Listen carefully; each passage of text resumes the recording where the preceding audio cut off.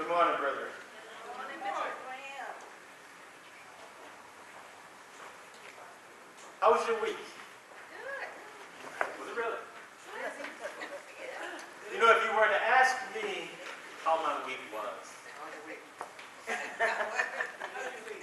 I would tell you, very, very busy. It was a busy week for me. It was a very busy week. And I'm sure that, it was probably the same for most of you. Because these days it seems like that there's just a number of things that has to be done all the time. And it seems like you're always having to run to and fro, and this and that. I think everybody's lives is really just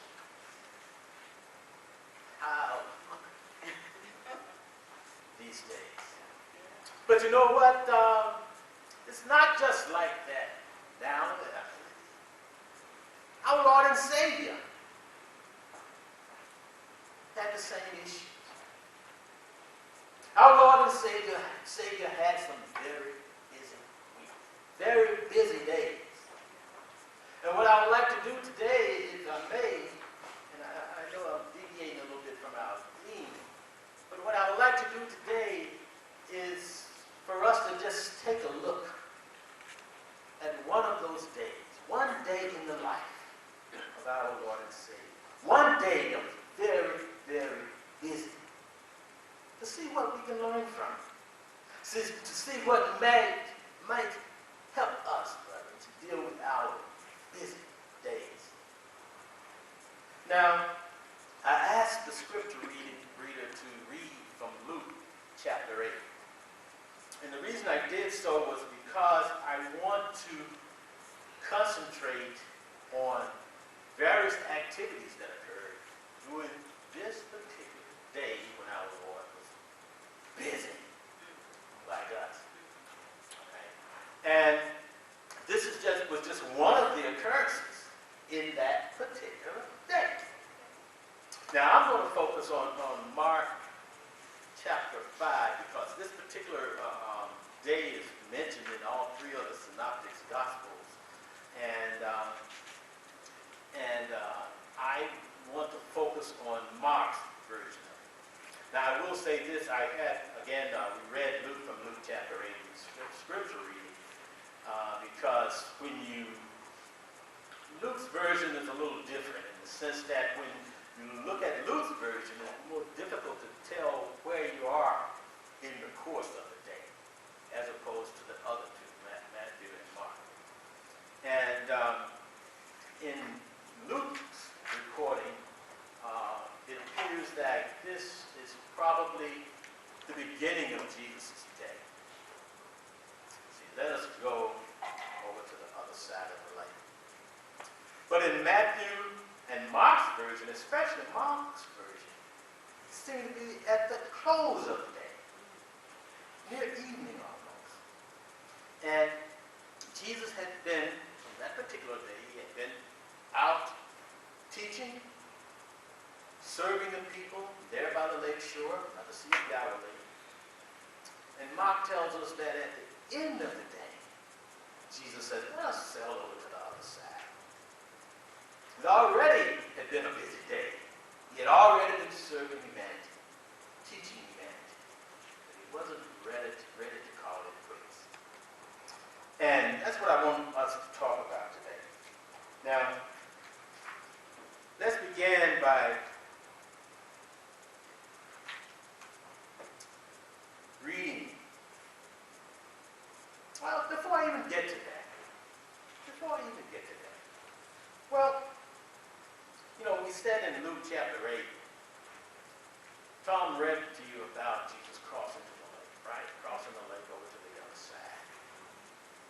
Now,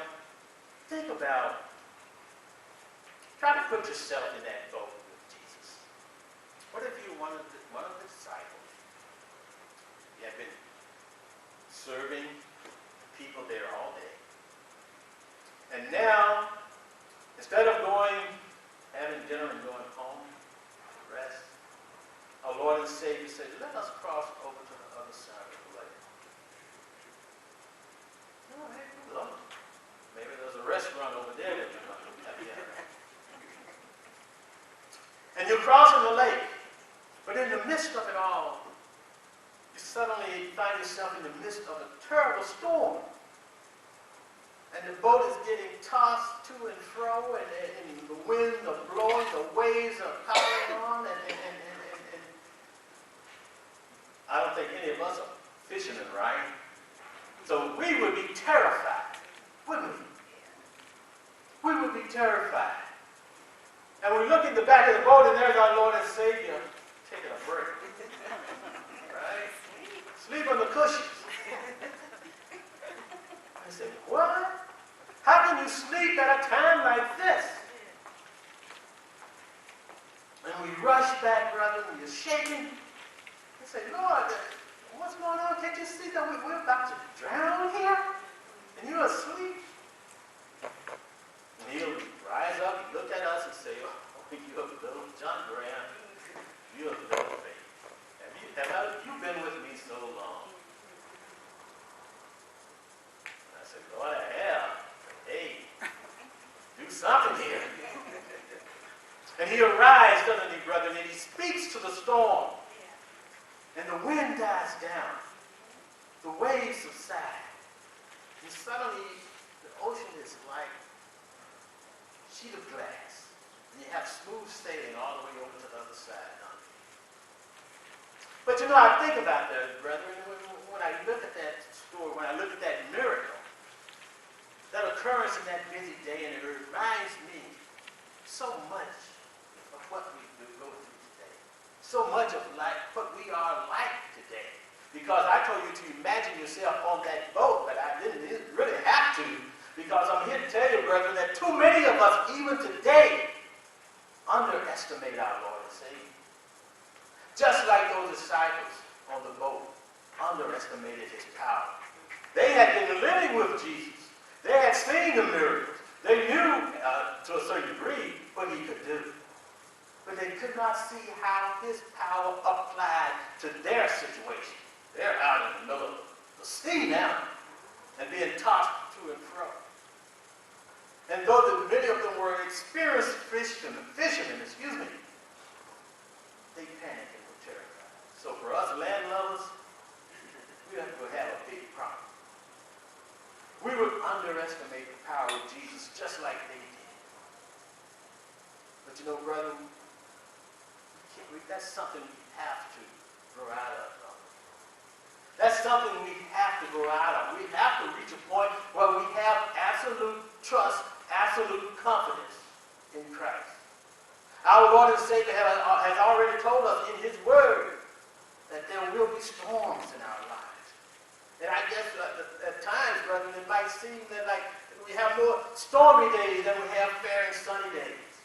But he has also told us in his word that there will not be a single storm that will be too great for you to bear.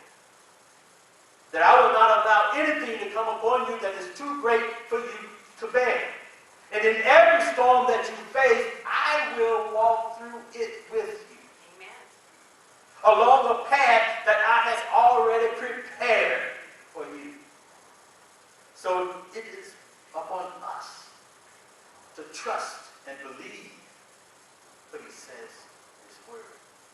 It is upon us not to underestimate the power of our Lord and Savior. So when we do, brethren, we wind up not taking advantage of some of the opportunities, some of the blessings that our God has already prepared for us. When we don't have that trust, we will panic when we're in the midst of the storms, just like the disciples did 2,000 years ago. Now, I want to begin reading from Mark chapter 5.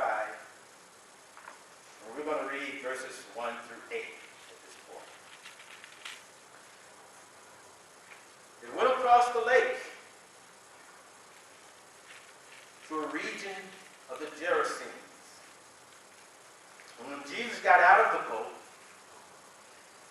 man with an evil spirit came to him from the tombs to meet him.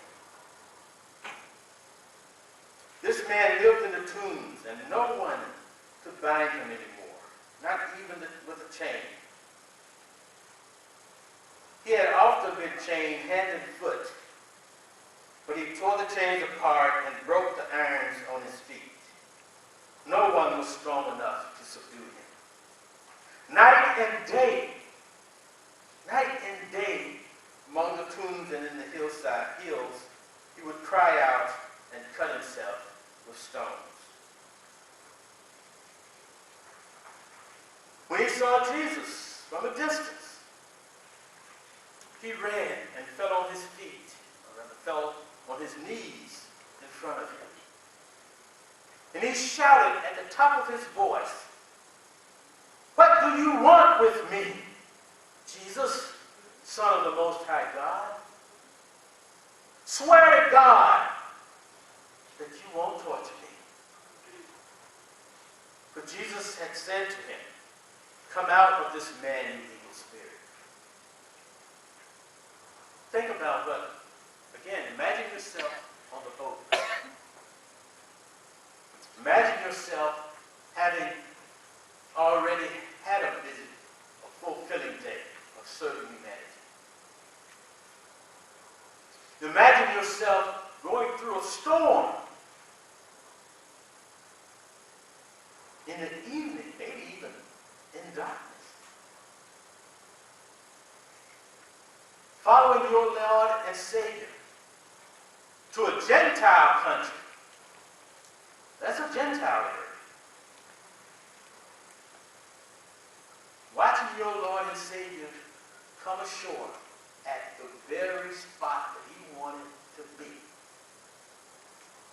Come ashore at the very spot where he is able to find two. Because Matthew in his version said there was two demon-possessed men, not one. Sailing across the lake in the late evening, in the midst of a storm, and coming ashore at the very spot to meet this or these demon-possessed individuals. You know, brother, I think on that tells me a couple of things. First of all, it tells me, like I said, this was a Gentile area. And we all know that our Lord was sent to his people Israel. Was it? Was it? But yet, brother,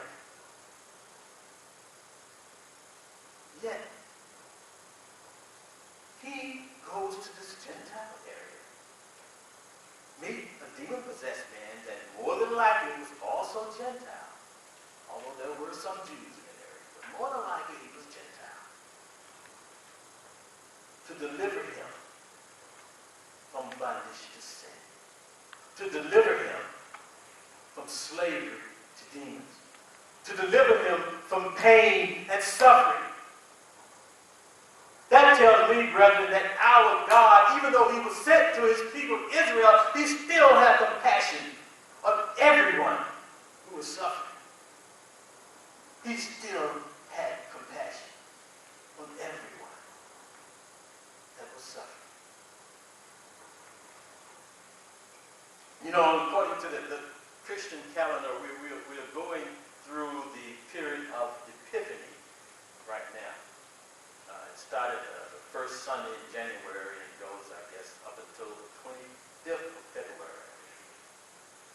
And Epiphany is all about gaining a greater understanding, all about showing forth, all about coming to see or coming to realize something that you may not have realized before. And granted, I'm not telling you anything that you don't already know. I'll give you that. But brethren, it's certainly something that we need to be reminded of. And when you look at this, at the very beginning of our story here, we see an epiphany. We see our Lord and Savior reach out.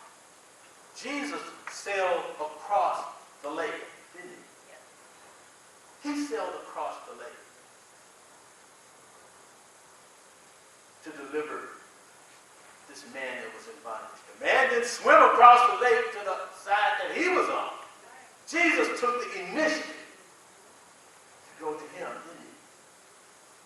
Brethren, that shows us the heart of our Lord and Savior. That shows us the heart of our God. Our God is an initiative-taking God. Our God comes to his people, comes to us in the midst of our suffering, in the midst of our wildernesses, in the midst of our storms. He comes to us. He reaches out to us first, doesn't he? And it is upon us to respond. It is upon us to reach out and take his hand, because he has already extended it to us. He comes to us in the midst of what we're going through. That tells us something about the heart of our God. He's an initiative-taking God. He's a sending God. He doesn't wait for us to come to him. He doesn't wait for us to find him. He seeks and finds us first. And that's what we see Jesus doing. Crosses the lake to a Gentile area. Taking the initiative to deliver someone in bondage. To deliver someone that is suffering. To deliver someone that is going through pain and agony. That's the heart of your God. Now, one of the disciples is basically just going along for the ride. Rather have had dinner and gone to bed. But brethren, you know what you've seen? You with the Lord and Savior? You have seen him show his deity, show his power. You have seen him bring order to chaos out on the lake.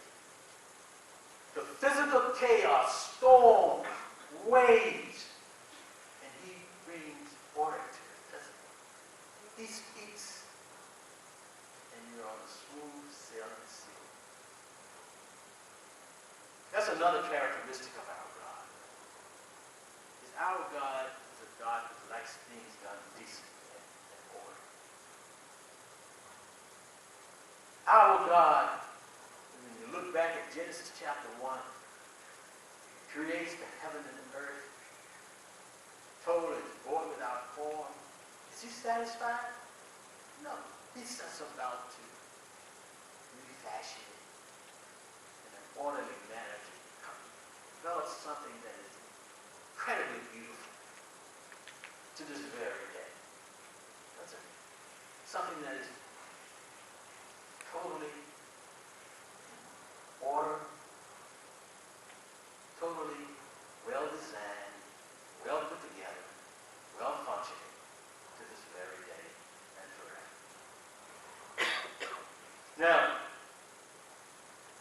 so our God is a God of order, a God that brings order out of chaos. We've seen him bring, if you were on the boat, that busy day, we saw him bring what? Order out of chaos in the physical realm. And now you're about to see him bring order out of chaos in the spiritual realm. Step out of the boat. And you're immediately approached by a demon-possessed individual, or two demon-possessed individuals.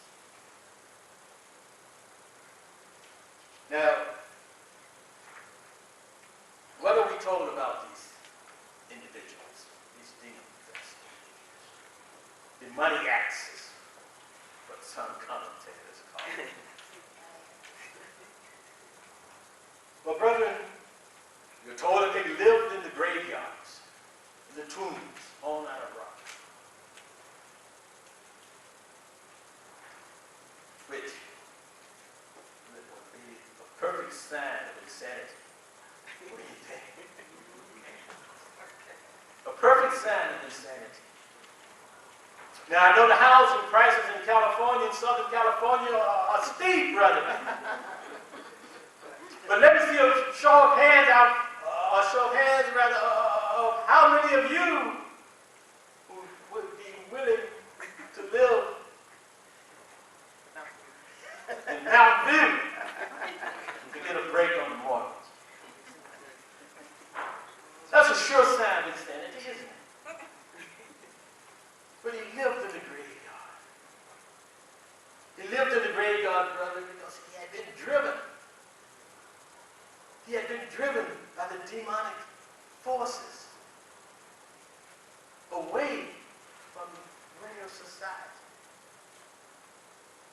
And when you think about, brother, when you think about sin, sin has a way of separating us, doesn't it? Sin has a way of separating us. It has a way of separating us, just like we see with these poor, wretched souls. We're told, brethren, that they are naked. Luke tells us that in his version. The other Luke doesn't mention it. But they're naked. He refused to wear clothes.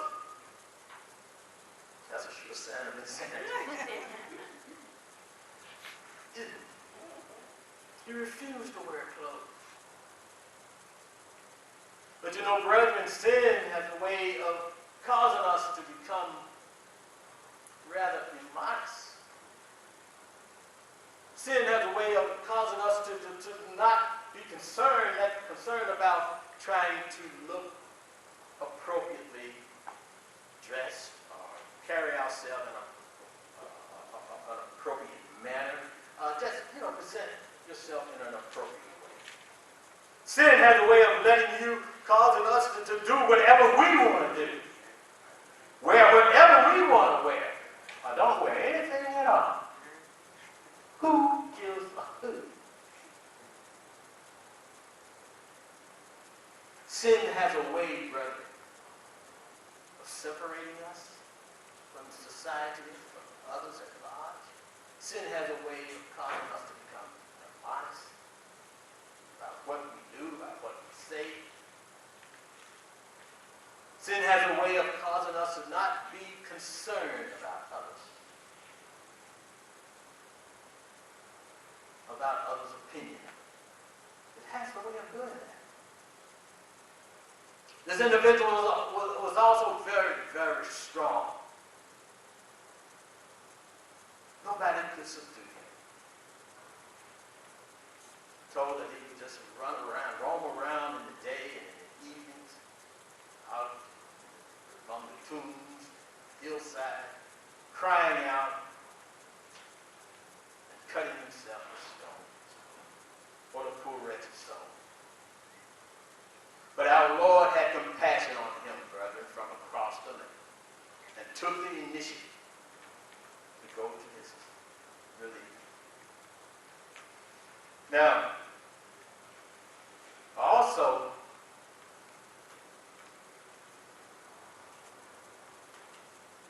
one other thing we have to admit, that, we mentioned a few negatives, but we also have to admit that they had spiritual insight. They had spiritual insight. Now, let's read on.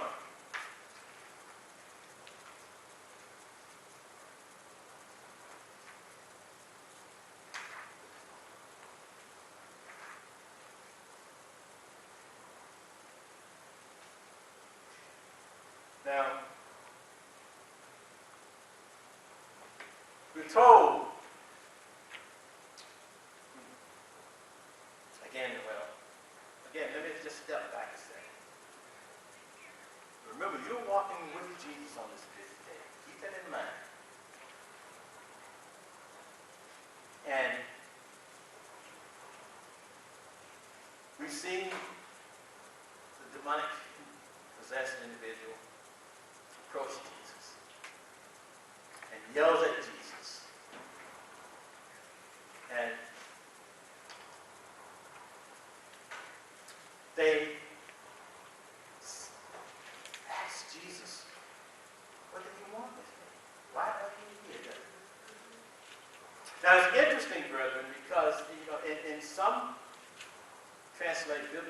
translation, they said that the demons ran to Jesus, fell on their knees, and worshiped. Others do not.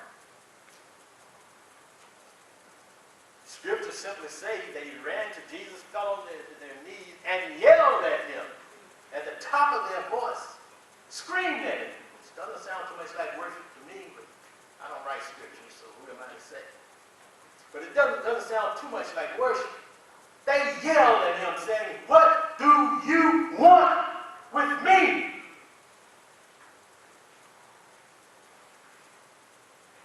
And I'll tell you, I stepped back a second because even that reminds me a lot of what I see, what we see in our society today. Brethren, today, even today, thank you, Sandy. Even today, our God gets yelled at a lot. A lot. Figuratively speaking. Because our God is an initiative-taking God, isn't it?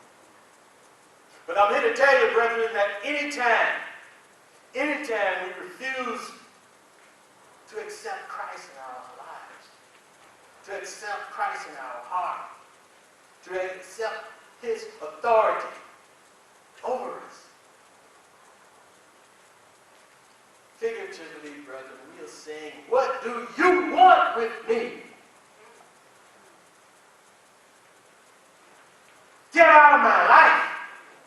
I want to do my own thing. I want to be my own man. I want to go my own way. I'm not going to give you authority over my life."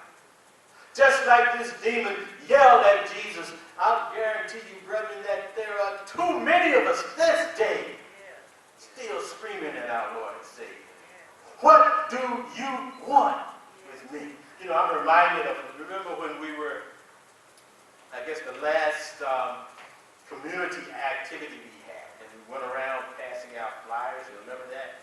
Steve, we were together at one point, but at one point before we hooked up, I was by myself, and I went to this house, knocked on this door, and everything was nice and quiet. And then I heard this, "What do you want?"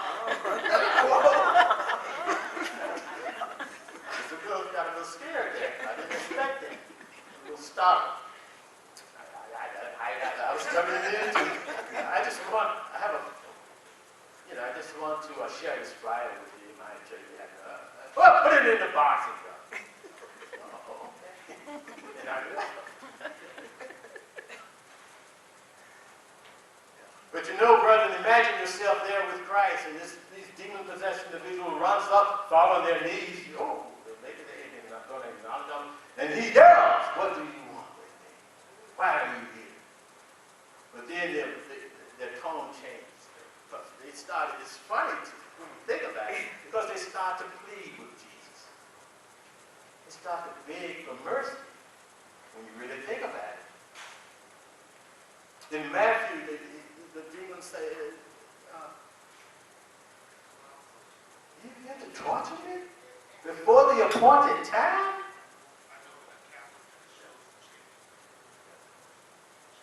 In Luke, he said, "Please don't torture me." And as we read in Mark, he said, "Swear to God that you're not going to torture me. Have mercy on me," basically what they're saying. And then he goes on to say that Luke said that they begged repeatedly. Because Jesus had already commanded them to come out. And come out and do what? So they begged repeatedly. Luke tells us, don't send us to the abyss. They beg in Matthew, "Don't torture us before the appointed time." They beg in Mark, "Don't send us away out of the area." It's funny, brother, when you really think about it. But the one who torments, the tormentor, is begging not to be tormented. The one who persecutes is begging not to be persecuted. But those brethren, like I said, it shows they have spiritual insight. We might laugh and say, oh, we're watching the Exorcist, right? Night of the Living Dead. We might have. But brethren, I'm telling you, the demons themselves know that there's a God. They know that there is an appointed time when they will be judged and condemned. They know that. And these demons, because Jesus asked, I haven't read that, but I guess I'll skip over it at this point. But they asked, Jesus asked them, well, what is your name? And they said, Legion, there's many of us here, thousands. And there's a lot of demons. A lot of demons, right? And it's not unusual for there to be more than one in a person, because remember, Mary Magdalene had 7. So, but 1,000 or 2,000, that's a lot. A Roman legion, which is generally how legion was terms used in those days, averaged about 5,000 men. There were a lot of demons in these individuals. A lot. And they begged and pleaded, don't torment us. Don't send me to the abyss. Don't torment me before the time. That should tell us, brethren, that there is a day of judgment. And the demons know that it's coming. They know that they're condemned. And that they know that the righteous judge will judge them. Now, brethren, let's speed up just a little bit so I can wrap this up. About to run out of time. Take your time. I want to skip down and read from Mark, beginning, I guess, with verse 14.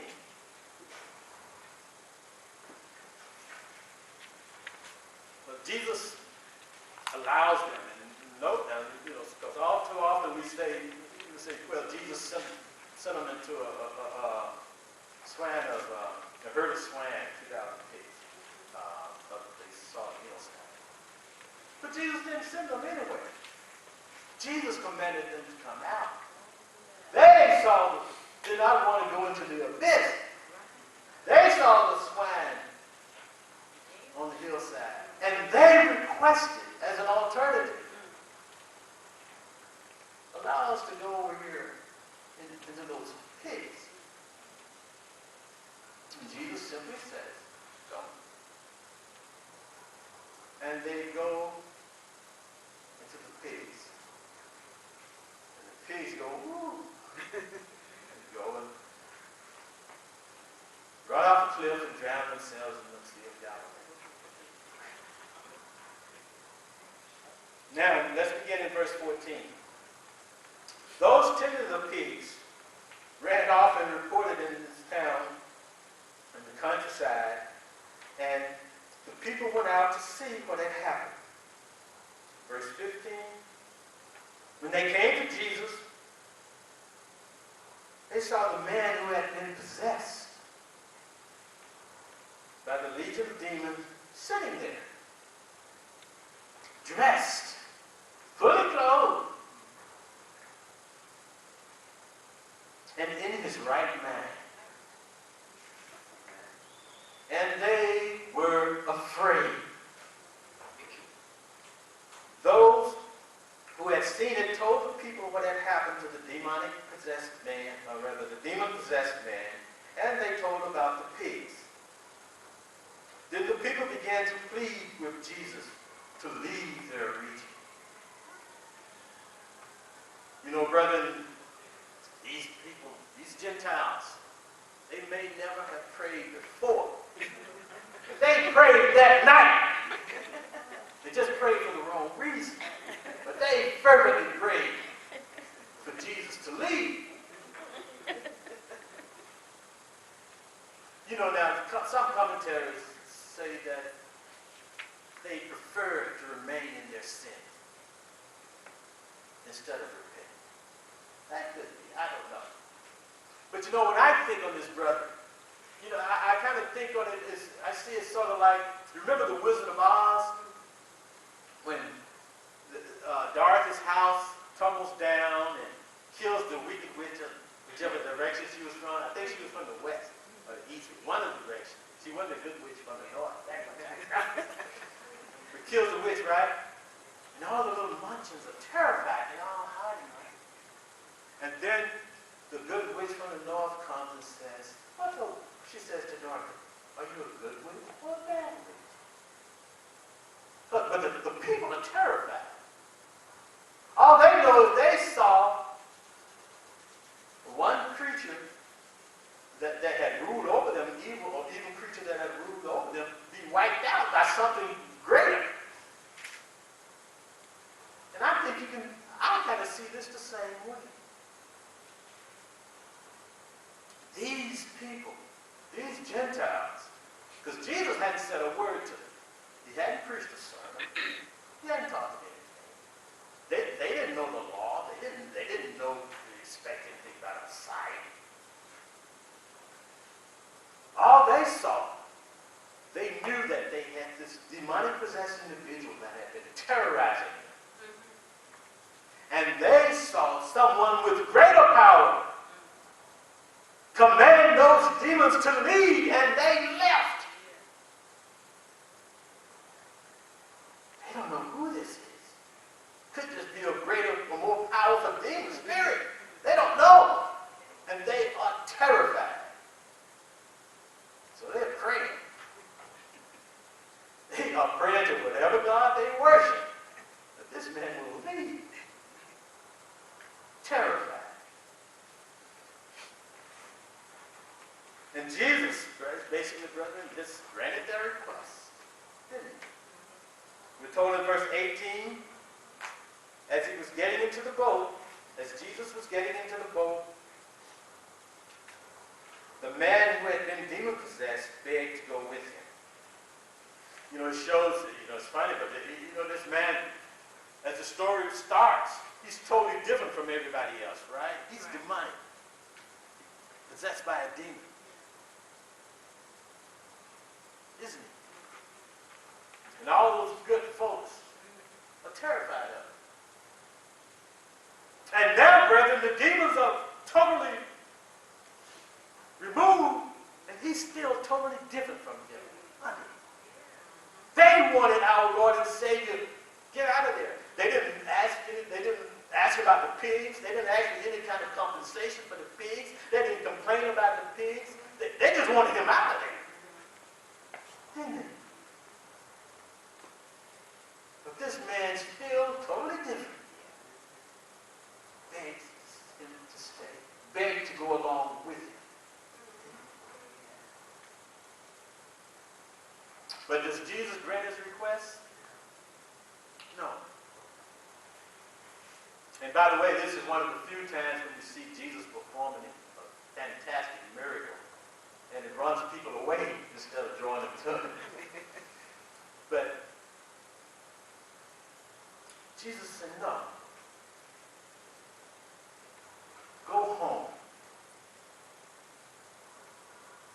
Go home. Tell your family, tell your friends, tell your neighbors what God has done for you. Go home and tell everyone you see how that God has shown you great mercy. You know, brethren, you talk about epiphanies. We talk about actions of Jesus that reveals us something about the heart of God. You know, brother, we see here an incredible transformation in this man. We see a man who was once filled with thousands of demons, now set totally free. And we read in our Bible study, in the book of Galatians, we're talking about freedom, true freedom. Oh, we see an individual set totally free of demonic possession. When he was once naked, now he's fully clothed. When he was once basically a raging lunatic, now he's in his right mind. When he was once in opposition to the things of God, now he's a great witness for the power of our Lord and Savior. So what does Jesus say? No, you go home and tell everybody what God has done for you. And that is exactly what he did, brethren. Brethren, we have a Lord and Savior. We have a God that's transformational. We have a God that transformed himself to become flesh and make his dwelling among us, so that he might be tempted in all points just as we are, so that he might go through everything we go through, so that he might feel the pain, the suffering, the agony, as well as the joy and the elation, so that he might become a better high priest for us, one who can sympathize with what we are going through because he has experienced it himself. Now, the Bible says that he was made complete through suffering. He was made perfect through suffering.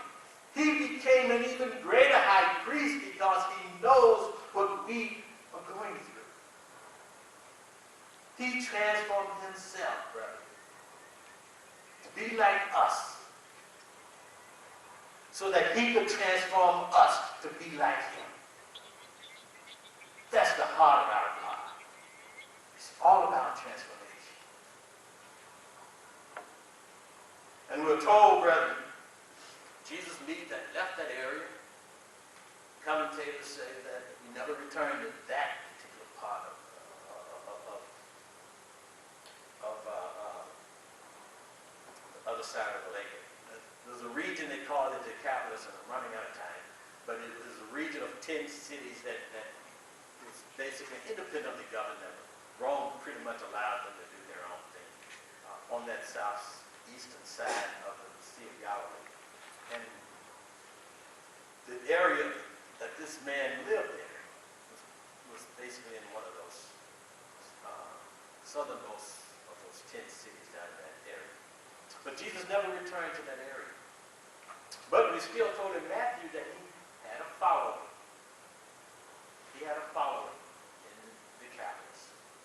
He had followers there. How do you develop followers there?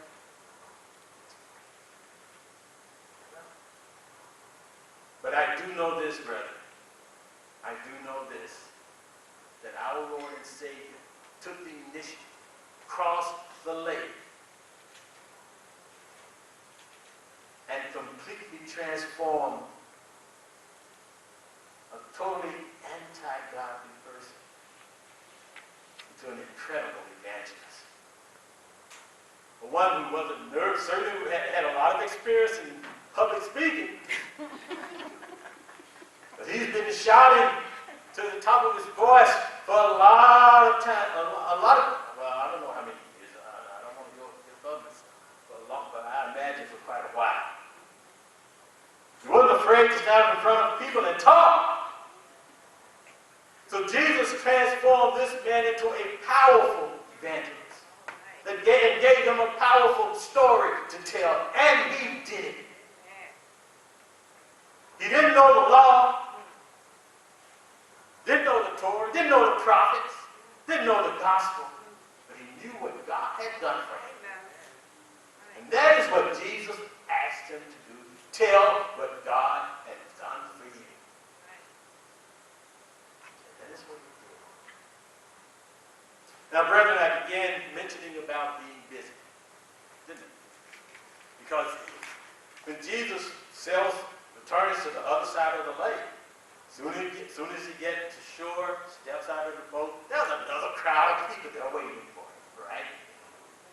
And Jairus, the local synagogue leader is there, remember? And Jairus pleads with him, Lord, I have a sick daughter. My daughter at home is gravely ill.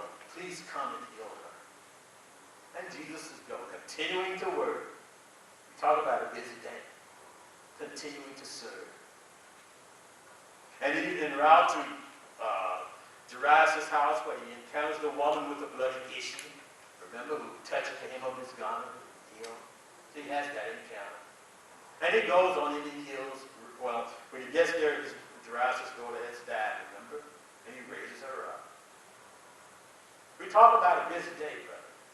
That's a busy day. Yeah. That is a busy day. Now, if you ask me when I'm done, John, how was your week? I'm still going to tell you, hey, I had a busy week. But you know, if I look at this example of my Lord and Savior, I can tell you that, hey, my week was busy. But it wasn't too busy for me to pray. I wasn't too busy to serve others. I wasn't too busy to tell what my God has done for me. I wasn't too busy to take a moment and look at the glory of his handiwork. I wasn't too busy to share a quiet moment with that beautiful lady that he was giving me. She's been out of town for 2 weeks. Brethren, if I'm not able to look at my example in all things, even in being busy, and follow his example, and I'll tell you that, hey, it was a busy